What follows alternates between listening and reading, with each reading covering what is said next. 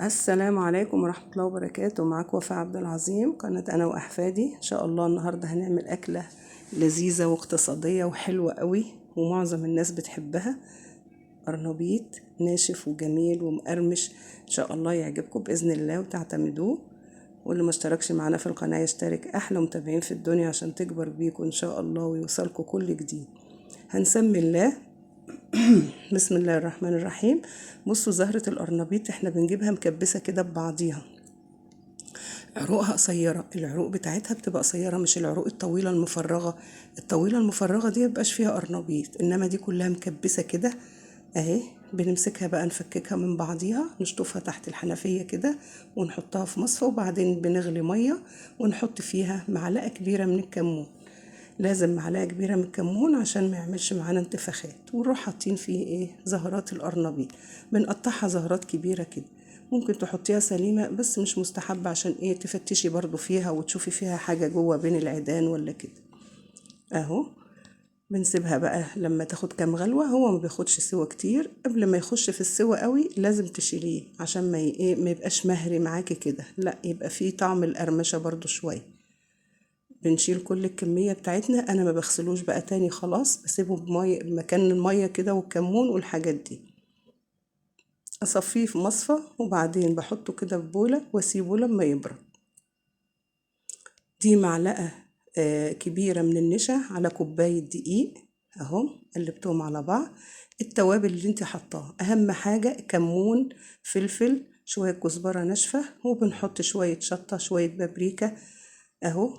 لو عايزة تحطي توم عادي فريش براحتك. انا مش بفضله قوي عشان بيتحروق معانا كده في القلية يعني واحنا بنقلي. هنحط بقى بضاية، نقلب كل ده مع بعضه ونحط بضاية ونحط معلقة بودر اهو. ونزود بقى شوية مية بشوية كده لحد ما نخليها عجينة متوسطة، لا هي سايلة ولا هي سميكة قوي. اي كلكعة فيها بنفكها، المضرب بيفكها معاكي. نفضل كده حبة حبة بالمية لحد ما نوصل للسمك اللي احنا عاوزينه اهو. تمام كده.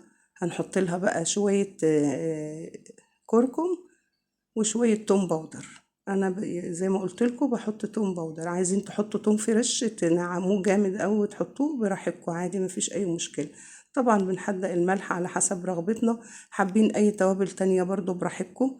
بس هي خلطة جميلة جدا. النشا ما بيساعدها ان هي لونها ما يبقاش مغمق، اللون بيبقى فاتح وجميل زي ما شفتوه كده في الاول. شوية خضرة ونقلب، وبنركن الخلطة دي وبنجيب شوية دقيق ناشفين ونحط عليهم نفس التوابل اللي احنا حطيناها.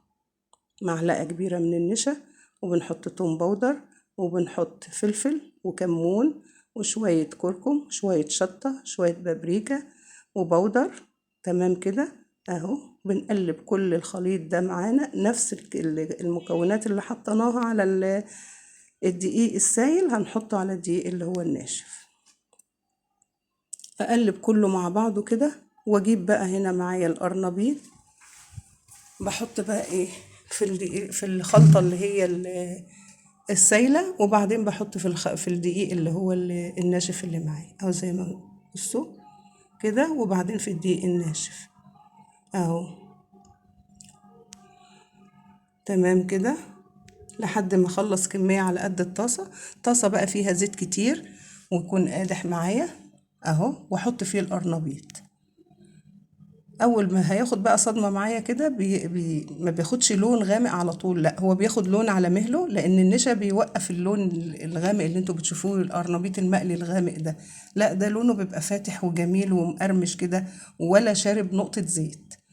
عايزه اقول لكم حطيته على المناشف بجد طالعه مش شاربه زيت. جربوه وهتعرفوا بنفسكم. هنقلب بقى معانا القرنبيط كده اهو. بصوا لونه حلو قوي قوي، وخلطة اقتصادية وجميلة. بضاية واحدة بس هتعملي بيها زهرة القرنبيط دي كلها، مع شوية البودر مع النشا برضو بيساعدوا على ان القرمشة ولون القرنبيط يبقى جميل كده زي ما احنا شايفين اهو. حلو قوي كده، ما نغمقش عن كده. هنخلص كل الكمية بنفس الطريقة، نحط في الدقيق السايل وبعدين في الدقيق الناشف. وبعدين نطلع على مناشف ورق ونرص في الطبق شوية سلطة خضراء من الجميلة بتاعتنا البلدي، شوية طماطم على فلفل على خيار على جرجير، ونعملهم سلطة. او بصوا القرنبيط بقى جميل قوي وحلو قوي، ان شاء الله يعجبكم باذن الله. عايزين سلطة طحينة ماشي معاه حاجة مخللة، عيش بلدي جميل. يا رب ان شاء الله يعجبكم، وتقولوا رأيكم في التعليقات، وكن ضيفة خفيفة عليكم. والسلام عليكم ورحمة الله وبركاته.